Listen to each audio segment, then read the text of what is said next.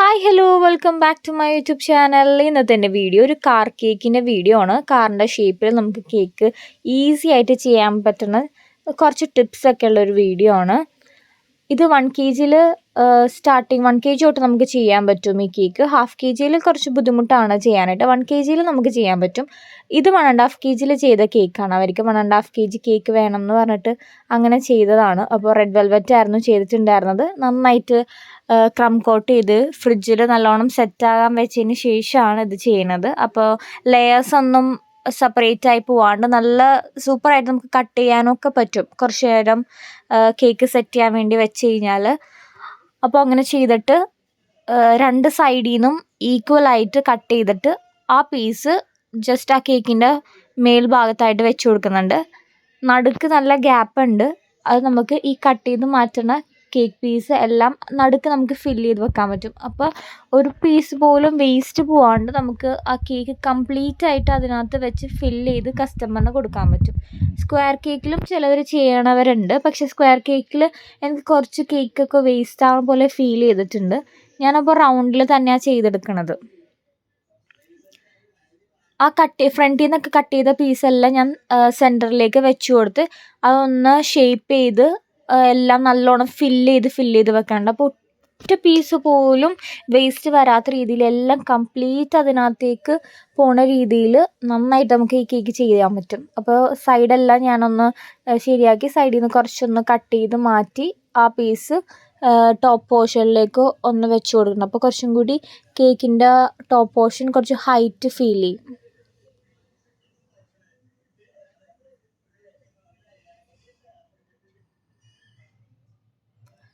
Top പോർഷനിലേക്ക് ഞാൻ വെച്ച് കൊടുത്തിട്ടുണ്ട്. അതിനുശേഷം ജസ്റ്റ് ഒന്ന് ക്രം കോട്ട് ചെയ്ത് വെക്കുന്നുണ്ട്.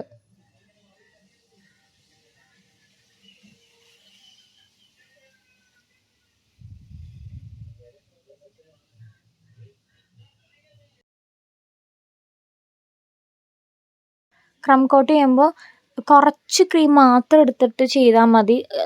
ഒരുപാട് ക്രീം ഇട്ട് നല്ലോണം ഫിനിഷ് ചെയ്തൊന്നും എടുക്കണമെന്നില്ല. കാരണം നമ്മൾ ഇതിൻ്റെ മുകളിൽ നോസിൽ ഡിസൈൻ എന്തായാലും വരും. അപ്പോൾ നോസിൽ ഡിസൈനിന് ക്രീം അത്യാവശ്യം നമുക്ക് ഉണ്ടാവും.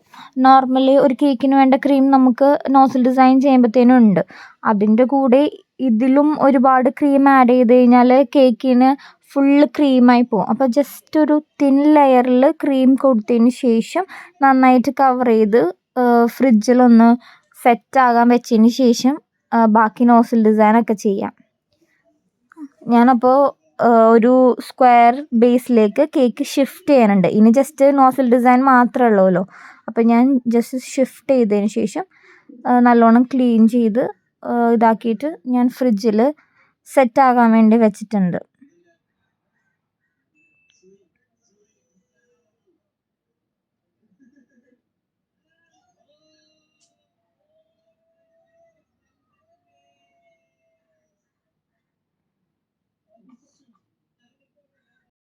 സെറ്റായതിന് ശേഷം ഞാൻ ജസ്റ്റ് ഒരു ടൂത്ത് പിക്ക് എടുത്തിട്ട് എല്ലാ സ്ഥലവും മാർക്ക് ചെയ്യാനുണ്ട്. ഈ ലൈറ്റ് വരണവിടെ, വിൻഡോ, ഗ്ലാസ് വരണവിടെ, അതൊക്കെ ഞാൻ ഒന്ന് ജസ്റ്റ് ഒന്ന് റാൻഡമായിട്ട് ജസ്റ്റ് ഒന്ന് മാർക്ക് ചെയ്ത് കൊടുക്കുന്നുണ്ട്. അപ്പോൾ നമുക്ക് നോസിൽ വെച്ച് സിമ്പിളായിട്ട് അതിൻ്റെ മുകളിൽ കൂടി ചെയ്യാൻ പറ്റും. അല്ലെങ്കിൽ ചിലപ്പോൾ തെറ്റിപ്പോയാലൊക്കെ ബുദ്ധിമുട്ടാണ്. അപ്പം ഞാൻ ജസ്റ്റ് ഒന്ന് ഇതാക്കിയിട്ട് അവർ റെഡ് കളറിലെ കാർ വേണം എന്നാണ് പറഞ്ഞത്. റെഡും പിന്നെ ഇഷ്ടമുള്ള ഒരു കോമ്പിനേഷനും കൂടി കൊടുത്തോന്ന് തന്നെ. അധികം ഡാർക്ക് കളേഴ്സ് വേണ്ടെന്നാണ് പറഞ്ഞത്. അപ്പം ലൈറ്റായിട്ടുള്ളൊരു റെഡ് കൊടുക്കാനാണ് പറഞ്ഞത്. അപ്പോൾ ഇങ്ങനത്തെ ഒരു കളറിൽ ഞാൻ കേക്ക് കൊടുത്തിട്ടുണ്ട്. നമ്മൾ നോർമൽ നോസിൽ സ്റ്റാർ നോസിലാണ് യൂസ് ചെയ്തേക്കുന്നത്.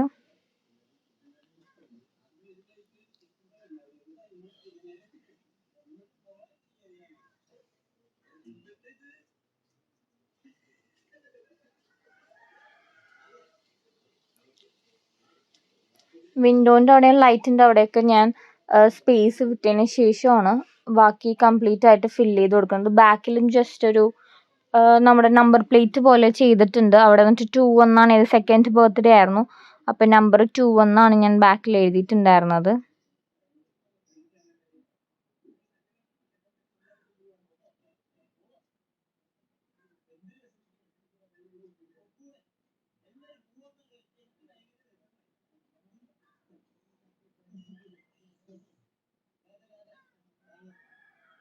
അതിനുശേഷം ഞാൻ ജസ്റ്റ് ഒരു ആഷ്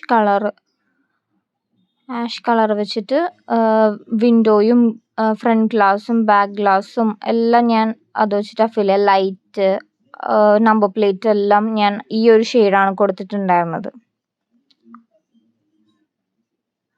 ഇത് ഞാൻ വൈറ്റ് ക്രീമിലേക്ക് ബ്ലാക്ക് ജെൽ കളർ ഒരു ഡ്രോപ്പ് ആഡ് ചെയ്തപ്പോഴത്തേനും കിട്ടിയ കളറാട്ടോ ഇത്. അതിനുശേഷം ഞാൻ ചോക്ലേറ്റ് ഗനാഷിലാണ് ഞാൻ 2 എന്ന് എഴുതി കൊടുത്തിട്ടുള്ളത്. പിന്നെ ഞാൻ ജസ്റ്റ് ഒന്ന് ബോർഡർ പോലെ എല്ലാം കൊടുക്കുന്നുണ്ട്. അപ്പോൾ കേക്ക് ഒന്ന് പോപ്പപ്പ് ചെയ്ത് നിൽക്കും. ആ വിൻഡോസും ലൈറ്റും എല്ലാം ഒന്ന് പോപ്പപ്പ് ചെയ്ത് നിൽക്കും. അപ്പോൾ അതുകൊണ്ടിട്ട് ഗനാഷ് കുറച്ച് തിക്കിലെടുത്തിട്ടാണ് ഇങ്ങനെ ചെയ്ത് കൊടുക്കുന്നത്. അല്ലെങ്കിൽ തിക്കിലെടുത്തില്ലെങ്കിൽ ജസ്റ്റ് ഇങ്ങനെ ഒഴുകി ഫുൾ ഇതായി പോകും. അപ്പോൾ ടയറും എല്ലാം ഞാൻ ഗനാഷ് വെച്ചിട്ടാണ് ചെയ്തത്. അതിനുശേഷം ഞാൻ ഐസും ഒരു സ്മൈലൊക്കെ വരച്ചു കൊടുത്തിട്ടുണ്ട്. സെക്കൻഡ് ഹാപ്പി ബർത്ത്ഡേ നെയിമെല്ലാം എഴുതി ഫിനിഷ് ചെയ്തിട്ടുണ്ട്. കസ്റ്റമറിനൊക്കെ ഒത്തിരി ഇഷ്ടമായ ഒരു ഹിന്ദി കസ്റ്റമർ ആയിരുന്നു. അവർക്കൊക്കെ നന്നായിട്ട് ഇഷ്ടമായി കേക്ക്. നിങ്ങൾക്കും എൻ്റെ കേക്കൊക്കെ ഇഷ്ടമാണല്ലോ, ഒന്ന് ലൈക്ക് ചെയ്യാനും അഭിപ്രായങ്ങളെല്ലാം കമൻ്റായിട്ട് പറയണേ. ഇനി എങ്ങനത്തെ വീഡിയോസാണ് വേണ്ടതെന്നും കൂടി ഒന്ന് പറയണേ. നിങ്ങൾക്കും എൻ്റെ കേക്കൊക്കെ ഇഷ്ടമാണെങ്കിൽ എൻ്റെ ഈ കുഞ്ഞു ചാനലൊന്ന് സബ്സ്ക്രൈബ് ചെയ്ത് സപ്പോർട്ട് ചെയ്യണം. ഒരുപാട് പേര് നമ്മുടെ വീഡിയോസ് കാണുന്നുണ്ട്, പക്ഷേ സബ്സ്ക്രൈബ് ചെയ്യാണ്ടാണ് കാണുന്നത്. എല്ലാവരും ഒന്ന് സബ്സ്ക്രൈബ് ചെയ്ത് സപ്പോർട്ട് ചെയ്യണേ. Thank you so much for watching. Tata, bye bye. Subscribe ചെയ്യാൻ മറക്കല്ലേ.